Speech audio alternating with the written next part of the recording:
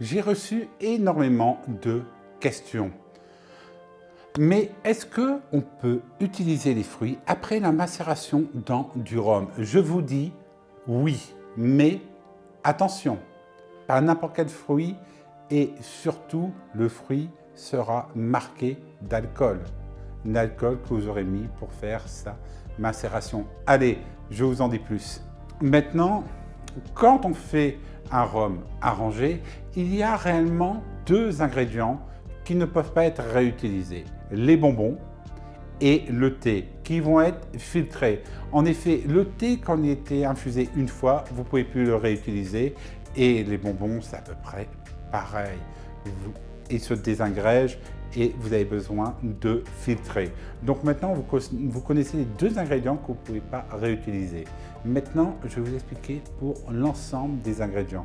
Et regardez sur mon blog ma recette du rhum à la vanille maison.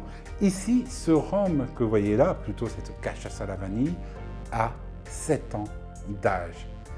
Et je vais la déguster pour la première fois l'année prochaine. Je vais l'ouvrir pour vous dire ses notes. Mon Dieu! Si vous serez à côté de moi, c'est les notes caractéristiques de la cachaça qui est mélangée avec de la vanille bourbon de Madagascar. C'est quelque chose de magique. Ici, par contre, j'ai rajouté un peu de miel, un miel qui provient du Piaoui, c'est-à-dire un miel qui va être très résineux. C'est comme si vous aurez un miel, si on peut dire, de sapin. Mais ça, c'est à cause de la végétation de cet état. Alors, maintenant, nous allons parler des fruits, car on les utilise réellement souvent.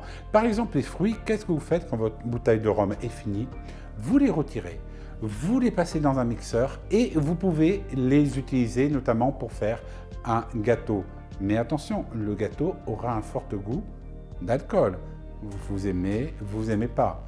Et les enfants ne pourront pas le déguster. Pour la vanille et les épices, je trouve que là c'est totalement différent. Vous pouvez réaliser une mousse au chocolat avec par exemple de la cannelle qui a macéré dans du rhum arrangé, ça c'est magnifique. Vous pouvez aussi utiliser votre gousse de vanille que vous avez utilisée à l'intérieur et là, faites ceci.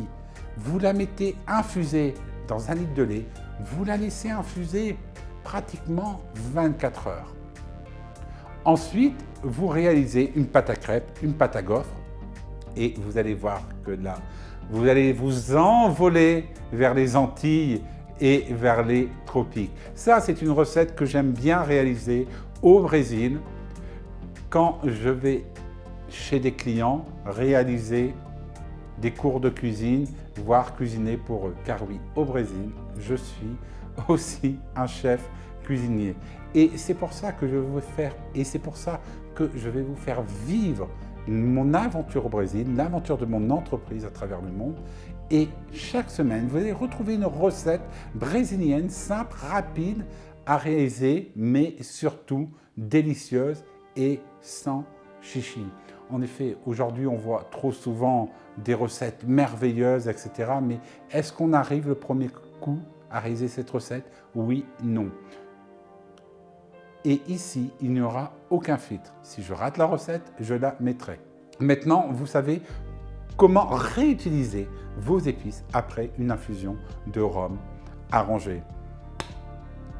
Maintenant, je vous offre 10% de réduction avec le code RHUM pour découvrir l'ensemble de ma gamme d'épices et de vanille du monde. Et abonnez-vous pour vivre l'aventure de Comptoir de Toin Masséna. Et en 2022, j'espère pouvoir tourner dans une plantation qui produit de la canne à sucre et dans une usine qui va produire la cachaça. Et ça sera un portage incroyable dans cette distillerie.